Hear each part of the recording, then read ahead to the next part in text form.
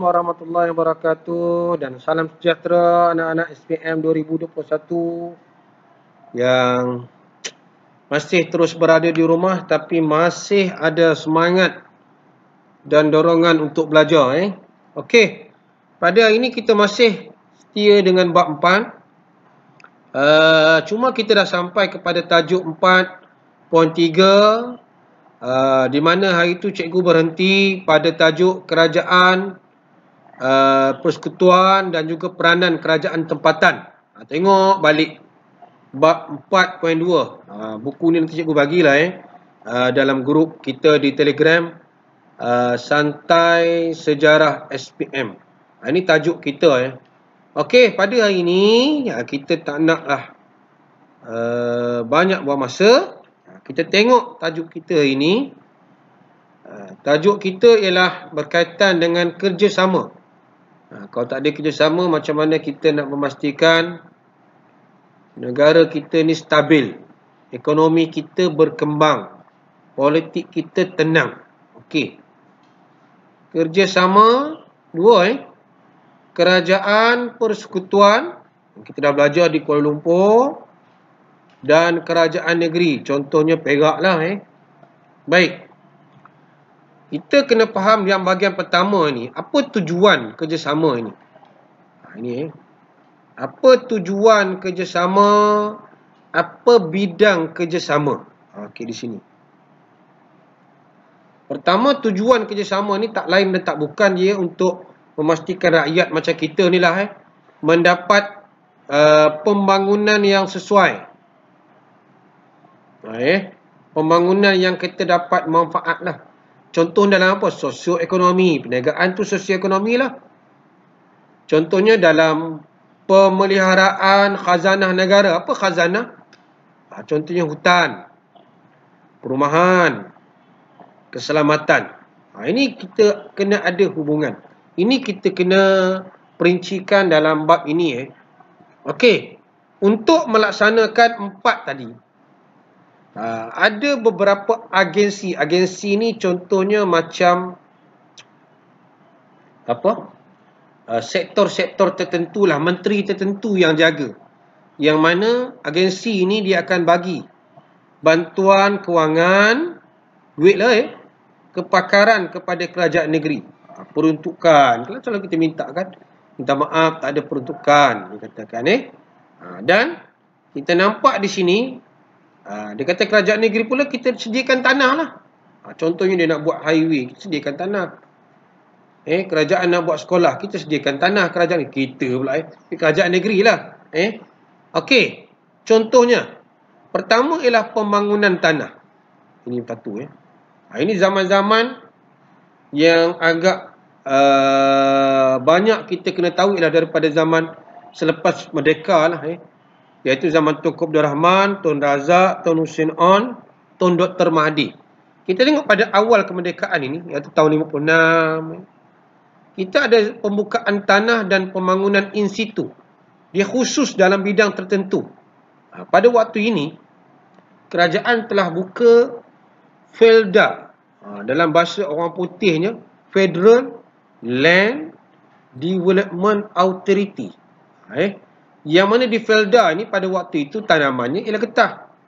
Untuk melaksanakan rancangan pembangunan tanah baru. Ini FELDA. Selepas FELDA dia berkembang. Kerajaan buka pula FELCRA. Tadi kemajuan tanah persekutuan. Iaitu penyatuan dan pemulihan tanah. Ini 10 tahun selepasnya, iaitu tahun 66. FELCRA ni dia nak apa? Nama pun mulih kan. Dia nak menyatu, memulih dan membangunkan tanah-tanah yang terbiar.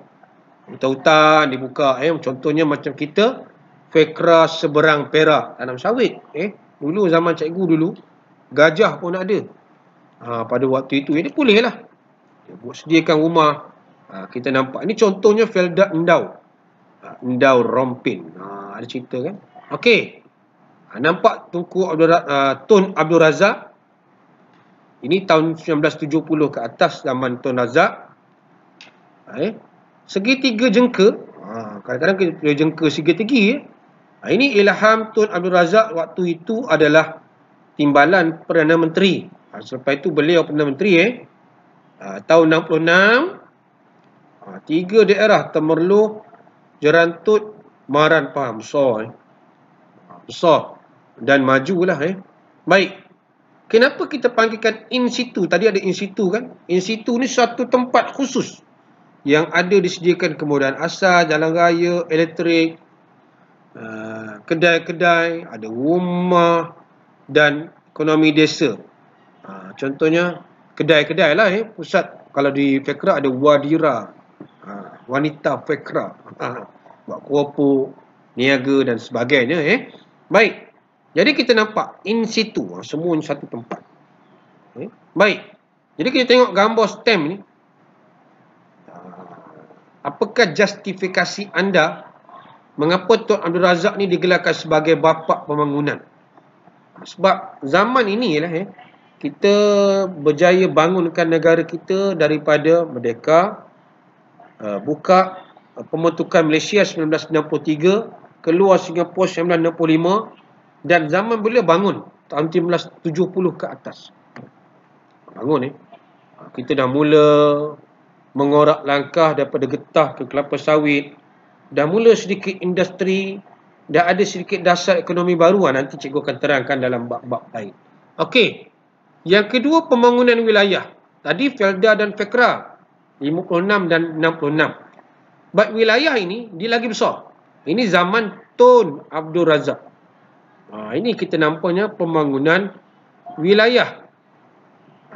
Banyaklah pembangunan wilayah ini. Kalau kita tengok, pelajar kena faham. Ini dalam geografi pun belajar. Ingat balik. Ke Johor, ke Tengah, ke Sedar. Kena tahulah negeri-negeri dia. Macam Johor. Ke Johor Tenggara. Ke Johor. Oh, ini Johor. Pahang. Tenggara. Dara.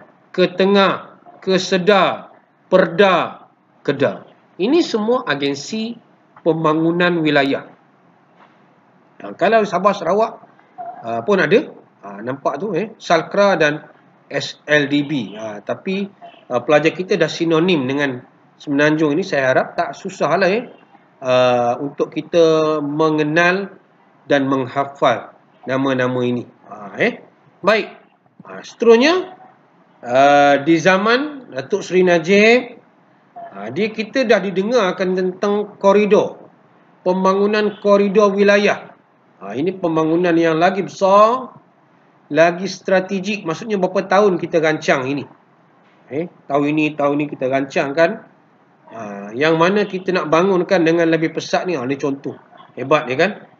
Pelan pembangunan Iskandar di Johor. Nampak. Dan lain-lain lah. Kita nampak di Pantai Timur ada. Di Sabah ada. Utara nampak. Semua ada. Daripada 2006 sampai 2008. Ini dah dipanggil sebagai rancangan pembangunan wilayah untuk apa?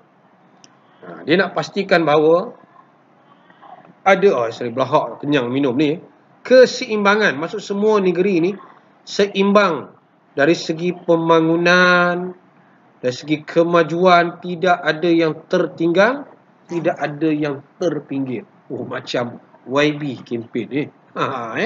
Okey. Nampak mengapa negeri pantai barat tak termasuk?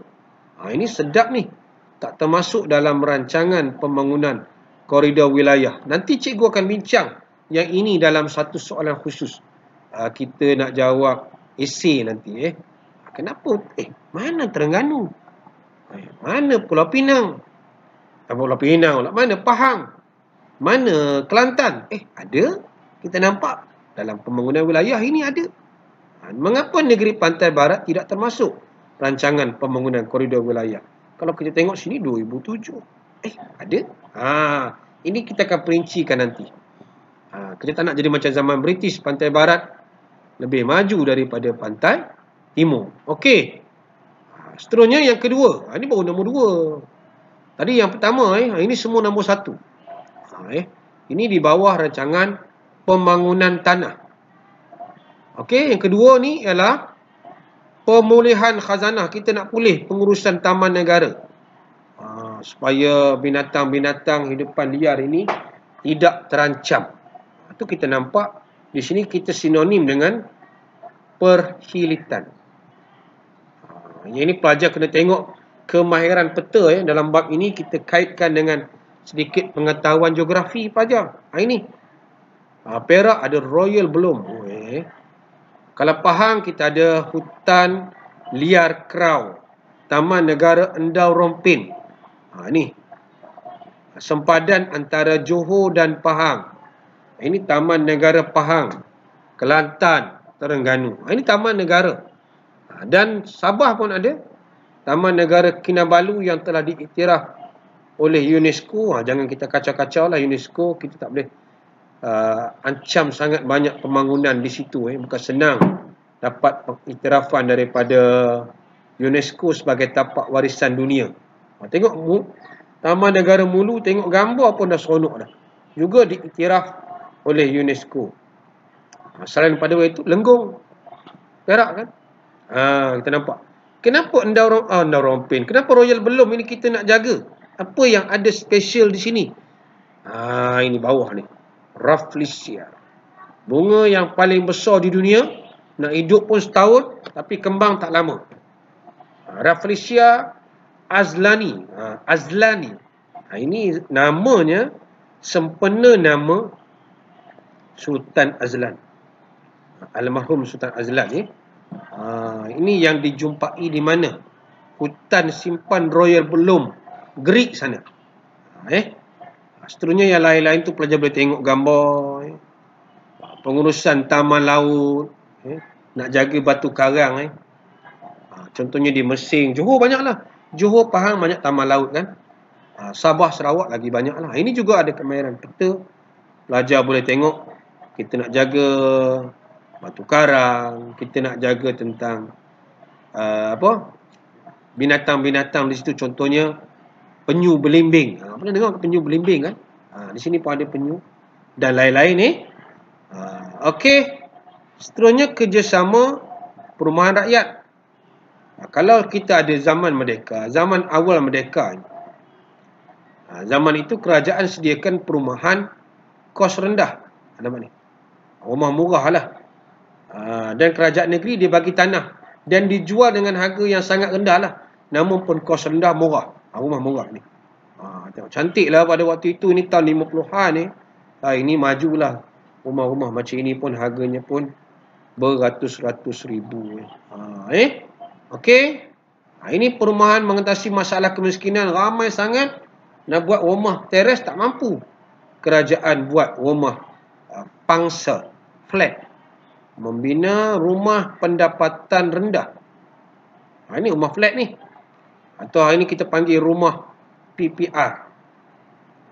Atau 97 ni. Kebanyakannya awal-awalnya di Selangor dan Kuala Lumpur lah. Ini jalan Tun Razak di tengah-tengah pekan Kuala Lumpur ni juga untuk pendapatan rendah. Ini rumah prima kan. Okey, seterusnya inilah. Baru sebut je. Perumahan mampu milik. Mulai zaman Datuk Seri Najib kita ada rumah prima. 2014 ni cantik rumah ni kan. Di Ipoh ada, di Selangor pun ada, di Johor banyak negeri lah rumah prima ni. Seterusnya kedaulatan. Kita nak pastikan kedaulatan negara ini. Bila sebut kedaulatan dia mesti ada melibatkan KDN lah, Kementerian Dalam Negeri. Yang ini pelajar tengoklah, kita dulu diancamkan komunis bukan? Zaman Tun Abdul Razak kita diancam komunis di zaman Tunku Abdul Rahman lagi. Dan pada waktu itu nampak, pelajar boleh baca ni, mengisytiharkan bahagian ketiga Sarawak, mengisytiharkan bahagian ketiga Sarawak sebagai Rajang Area Security Command. So kita jaga dengan situ. Tokoh-tokoh yang hebat, contohnya Ganang Anak Langkau. Hebat menentang komunis. Ini Datuk Patinggi, Ketua Menteri Sarawak pada waktu itu. Yang lain pelajar boleh tengok istilah-istilah ini. Di Sabah ini sampai sekarang masih ada. Kita ingat peristiwa Lahad Datu tahun 2013-2014 tu. Ini nak jaga perairan kita. Kawasan keselamatan kita panggil sebagai apa? Eastern Sabah Security Command, ESCOM. Yang diletakkan tentera di kawasan-kawasan tertentu, hasil daripada pencerobohan dulu kita nampak kan. Daripada situ kita kawal. Kita tak nak berlaku lagi lah pencerobohan di Sabah itu berlaku lagi. Jadi kerajaan telah mengawal kawasan-kawasan pantai timur Sabah. Kita nampak kawal macam cerita gerak khas. Okey. Jadi kita nampak di sini ini juga menjadikan soalan yang detail kepada pelajar. Kita nampak kalau tak ada kerjasama, sukarlah kerajaan nak buat benda ni. Kerajaan negeri kena bantu, kerajaan persekutuan juga kena beri bantuan. Okey. Sedikit pelajaran kita hari ini. Kita akan bagi latihan. Lepas ni latihan Pak pelajar cuti Tahun Baru Cina. Semoga jaga diri, jaga peribadi masing-masing.